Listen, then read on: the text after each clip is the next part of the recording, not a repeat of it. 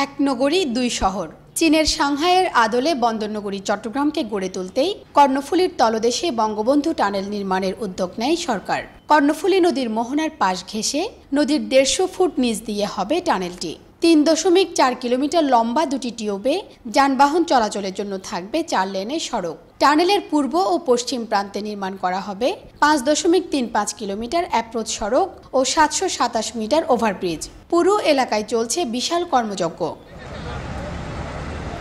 কক্সবাজারের মাতারবাড়িতে গভীর সমুদ্র বন্দর, কয়লাভিত্তিক তাপবিদ্যুৎ কেন্দ্র, এলএনজি স্টেশন সহ জ্বালানি ভিত্তিক বিপুল সংখ্যক দেশি বিদেশি বিনিয়োগে যে শিল্প কারখানা নির্মাণের কাজ চলছে, এসব কর্মযজ্ঞের সাথে টানেলটি গোটা দেশের সাথে যোগাযোগে মূল ভূমিকা রাখবে।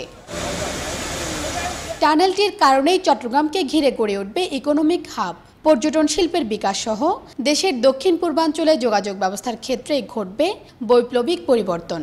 সমুদ্র তীরবর্তী এরিয়া যেগুলো আছে ওখান থেকে আনোয়ারা থেকে শুরু করে বাঁশখালী পর্যন্ত এইসব এলাকায় কিন্তু ধীরে ধীরে কিন্তু আপনার অনেক ইন্ডাস্ট্রি আপনার এখানে গড়ে উঠবে। টানেলের নির্মাণ কাজ শুরুর পর থেকেই নদীর ওপারে দেশি বিদেশি বিভিন্ন প্রতিষ্ঠান এরই মধ্যে বিনিয়োগ শুরু করেছে।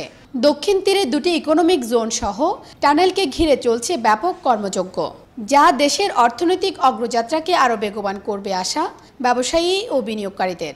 অর্থনৈতিক বিনিয়োগে, কর্মসংস্থানে সার্বিকভাবে একটা নতুন একটা মাত্রা যোগ হবে বলে আমার মনে হয়। যে গাড়িগুলি চট্টগ্রাম শহরের উপর দিয়ে যায় সেগুলি দিকে না গিয়ে সরাসরি এইটা টানেলের মাধ্যমে হয়ে একেবারে কক্সবাজার হয়ে টেকনাফ পর্যন্ত চলে যেতে পারবেন। চীনের আর্থিক সহায়তায় ৯,৮৮০ কোটি টাকার এই প্রকল্প বাস্তবায়ন করছে ঠিকাদারি প্রতিষ্ঠান China communication construction company limited. সবকিছু ঠিকঠাক থাকলে ২০২২ সালে গাড়ি চলবে বঙ্গবন্ধু টানেলে।